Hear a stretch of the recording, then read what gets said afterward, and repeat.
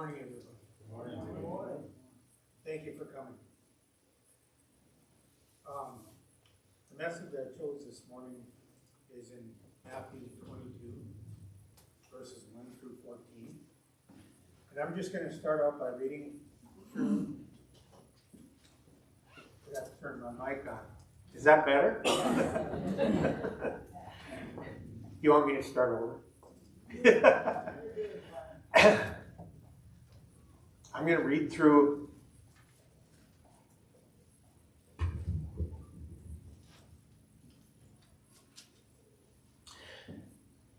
this is the parable of the wedding feast. Matthew 22, verse 1 through 14. And again, Jesus spoke to them in parables, saying, the kingdom of heaven may be compared to a king who gave a wedding feast for his son, and sent his servants to call those who were invited to the wedding feast, but they would not come. Again, he sent other servants, saying, tell those who are invited, see, I have prepared my dinner. My ox and my fatted calves have been slaughtered, and everything is ready. Come to the wedding feast. But they paid no attention and went off, one to his farm, another to his business, while the rest seized his servants, treated them shamefully, and killed them. The king was angry, and he sent his troops and destroyed those murderers and burned their city. Then he said to his servants, the wedding feast is ready, but those who were invited were not worthy. Go therefore to the main roads and invite to the wedding feast as many as you find. And those servants went out into the roads and gathered all whom they found, both bad and good. So the wedding hall was filled with guests. But when the king came in to look at the guests, he saw there a man who had no wedding garment. And he said to him, friend, how did you get in here without a wedding garment? And he was speechless. Then the king said to the attendants, bind him hand and foot and cast him into the outer darkness, in that place where there will be weeping and gnashing of teeth. For many are called, but few are chosen.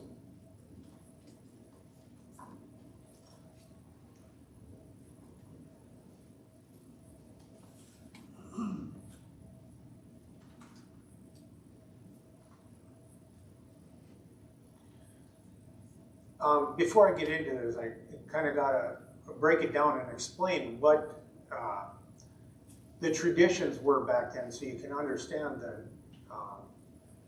the weight of what happened here. Back in the day, the Jewish tradition was that the parents would set up the marriage between their children, and they would come together and they would sign a contract, a marriage contract. And the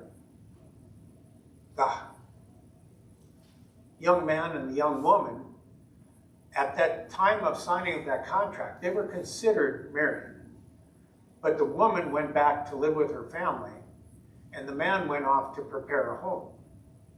And that could have taken a great length of time, maybe months, or maybe even a year, or however long. And when he had his home prepared, he would come back to retrieve his bride, totally unannounced. So when he returned to retrieve his bride, they would throw a feast. And this feast it's not like weddings nowadays where you go to the wedding and you go to the dance and the reception and then you all go your own way. Here, that celebration would go on for days. So it was a very huge deal in Jewish culture. And as far as a royal wedding, if you were invited to a royal wedding, not only was everything prepared for you, even the garmentry was prepared for you. So if you came to the royal wedding, you put on the cloak of whatever the king's people had prepared to celebrate. So when the king came and he saw this man who was in street clothes, he was very angry. He called his servants to bind this guy up and cast him out.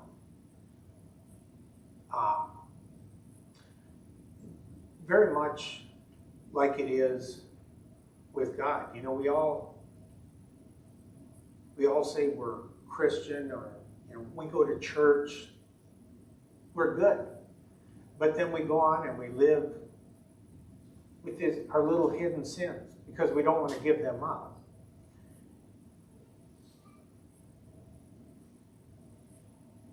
If you're not living in righteousness when it comes to Judgment Day, none of us knows when that day is coming. When we come before God, He's going to be like the king. What are you doing in front of me? Why are you here? You did not live your life in my righteousness. And something in this, when I was reading through this passage, the invitation went out. This was to the people that the king had on his list of dignitaries to come and join the wedding feast of his son. But when I read in verse 5, but they paid no attention. They went off, one to his farm, one to the business. Kind of struck home with me as a farmer. I know I've shared a lot of my testimony with a lot of you guys in the past, so I'm not going to go back to the full part of that. I'll just do a quick refresher course. I grew up in a Christian home. We were in church whenever there was anything going on in church for any reason. And I knew God, but I was held back.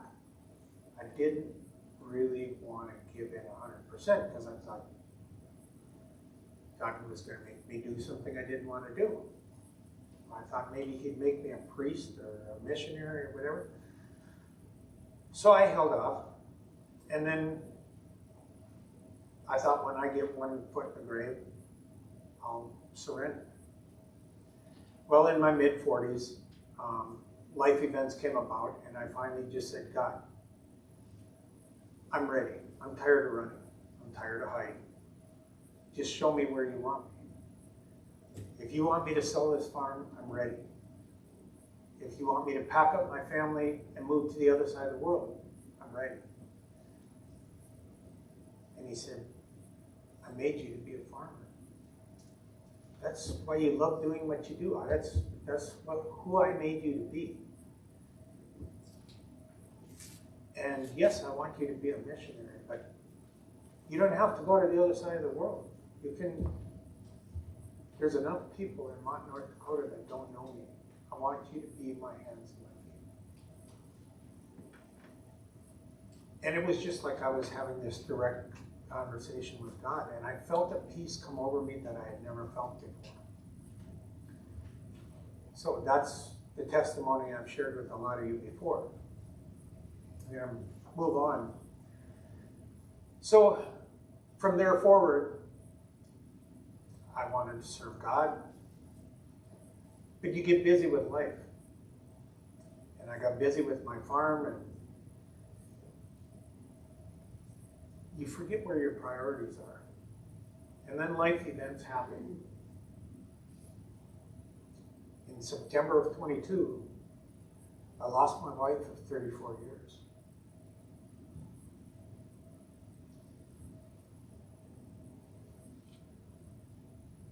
And I was lost. I asked Eddie the other day what I was like, because I don't even remember it. I was just in a daze. And he said, it was just like you were lost. You buried yourself in work. You never talked. I was in so much pain. And then one day, I got a card in the mail from someone who I didn't recognize.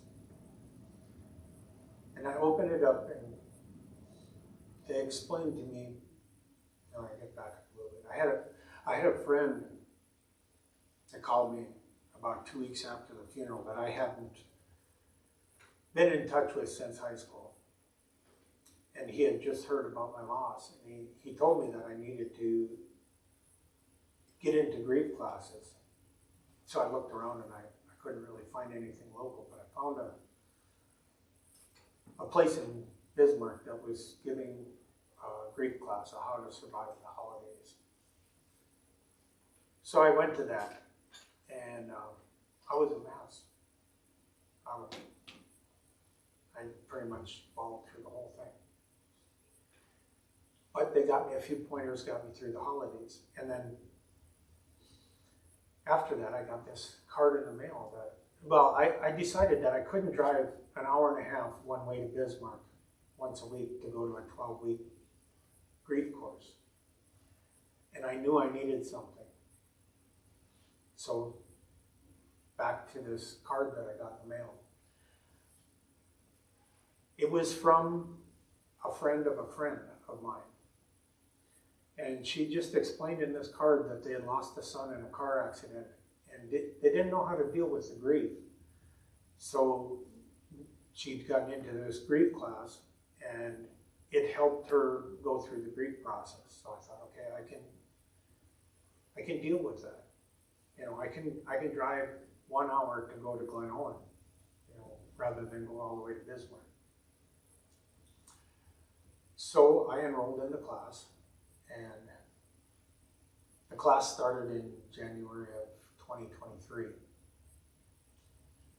And it was a mess. I'd go to class every week, and I would sit there and I would just bawl. And little by little,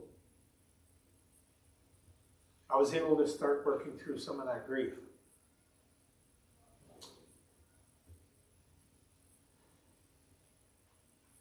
So at the end of the class, I told everybody in the class that if they have this class again, I'll come back in the fall.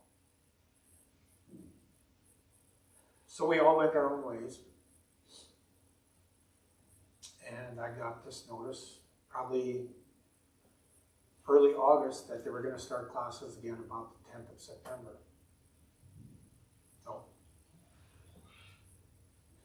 I was ready to go back. I was ready to work through the rest of my grief. Little did I know I was going to lose my son, my only son, on August 28th. So I came back to the grief classes.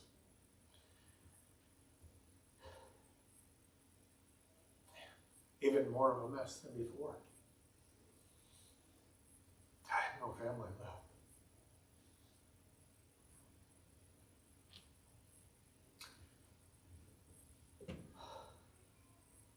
So I'm working through the grief classes. And I'm working through the grief. And one day a friend of mine sends me a text that this young lady is interested in me. I was working in the shop with these two guys. We were kind of joking around about it and stuff, but this young lady is way younger than me. At the time, I was 59 years old and she was 23. So I waited a couple hours and I said, you know, if only I was 30 years younger, I might be interested in that, but no. We continued to text back and forth for about a week's time, and I don't know how God lined this up, but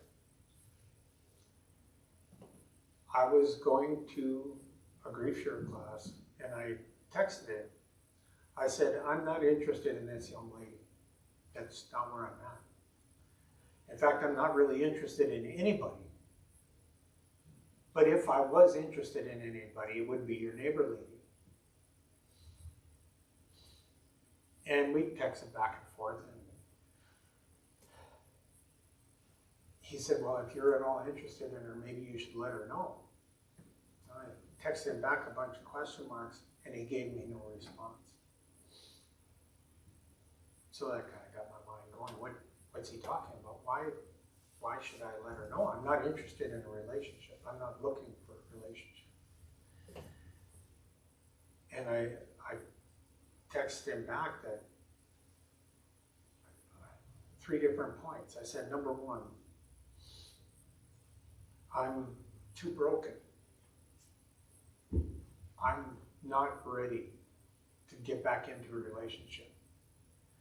Number 2, I'm in the middle of grief classes, and it wouldn't be fair to the rest of the people in this class.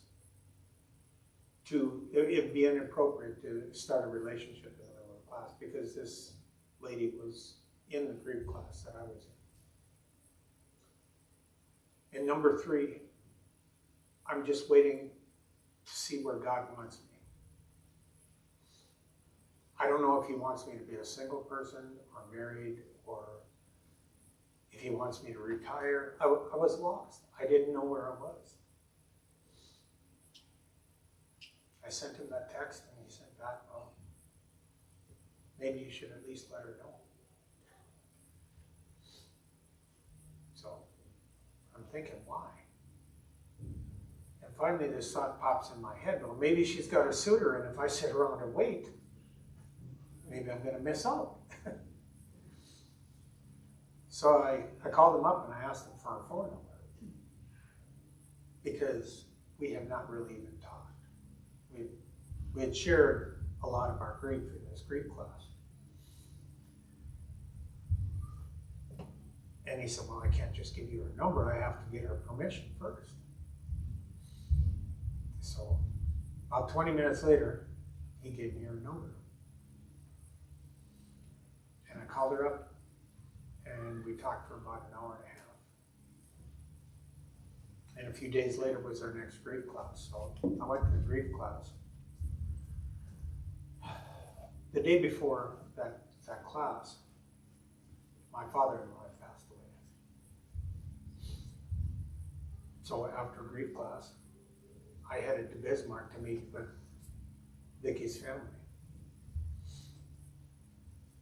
And on the way back from that, I called Brenda and asked her if she would go to the funeral with me. What a first date time. Who, in their right mind, would go on a first date to their friend's first wife's stepdad's funeral with all of her family there? And she went. And she handled herself with such grace and poise. I knew right then and there where God wanted me. And I wanted to make her life better. So, we started dating about the middle of November. We got engaged on December 3rd. I was going to my cousin's place to meet with some of his military buddies, and he'd been inviting me to come up 4 or 5 days out of the year. And he'd invited me several times, and I figured, well, this invitation isn't going to be out there forever, so I got to go. We had 2 weeks left of grief classes. So I told Brenda, I said, I'm going to miss class today because I got to go spend some time with my cousin. She said, that's fine. So I'm on my way over to my cousin's place. She said she'd go to grief share. Well, she calls me on my way over there, and she says, I talked to Rhonda, the leader of the grief share group, and we decided, since there's just 2 weeks left and Christmas is coming up, that we're just going to combine this and do it all at once. So, I don't know what I'm going to do because I have plans to ask her to marry me on the last class. All of a sudden, here it is. Today's the day. And I'm totally unprepared. So I get over to my cousin's place and I'm eating breakfast with the guys and getting to know them all. And I took my cousin aside and I said, I'm going to have to step out early today because I have to go and propose. And he said, you're going to do this like in front of other people? Like, what if she says no? I didn't know how I was going to do this. I had no idea, so I jumped in my pickup and I'm headed home. I get home and I jump in the shower, come out, I get dressed up, and I put my hunting clothes on over the top of my clean clothes. I grab my boots and throw them in a bag and head up there. I'm on my way to Glen Owen and I don't have an idea how I'm going to pull this off. And I said, God, you've got to give me the words. I don't even know how to begin to do this. So I drive up to Grief Share, and there's a picture window there. And Brenda's sitting there looking out the picture window, and all of a sudden I'm driving up in my pickup. And I had called the leader of Grief Share in advance and made sure this was okay, because it was the last day. And so Brenda looks out the window and goes, what's he doing here? And the leader had looked out the window and saw me come in. She just turned around and smiled. So I come walking in. And I just say hi to everybody and sit down in my hunting gear and catch about the last few minutes of the first session. And the leader stands up and says, do you want to discuss this, or should we just go through the second video and we'll discuss it all at the end? And so we all agreed just to go through the second video. So I'm just not paying attention to anybody behind me. I'm just watching the screen. And we get done with the video and I get up and walk out. And they start discussing the video. They thought I just went out to the bathroom. Well, I went out to pull my Superman. And I texted the leader of the group, I'll be back in 5 minutes, could you record this? So I come walking back out, and I'm home, dressed up in my boots and jeans and a good shirt. They all look at me like, what happened to you? And I walk over and I took Brenda's hand, and she's thinking, okay, he's going to out us, and we've been seeing each other. And I led her out to the middle of the room, and I dropped down on one knee and I said, Brenda, I just want to serve God to the best of my ability for the rest of my life. And I would love it if you'd be a part of that. Will you marry me? And she said yes.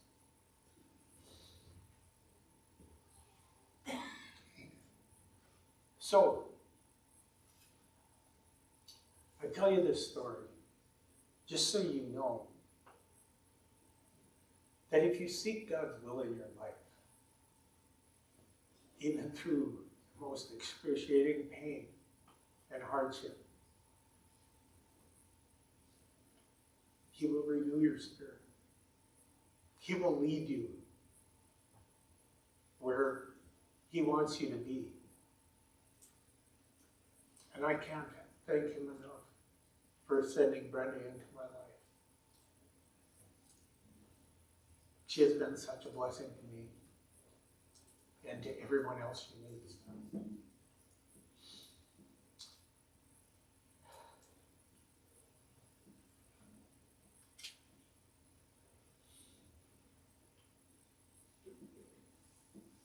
And I'm going to end this message with John 3:16. For God so loved the world that He gave His only Son, that whoever believes in Him shall not perish, but have everlasting life. Being a Christian is not about rules and regulations. It's about having the heart of Jesus. Asking Jesus to come into your life, to transform your heart, to take away those dark corners, the sins that we don't think we want to give up. He can renew your heart, no matter where you are. God sent his Son to die for our sins.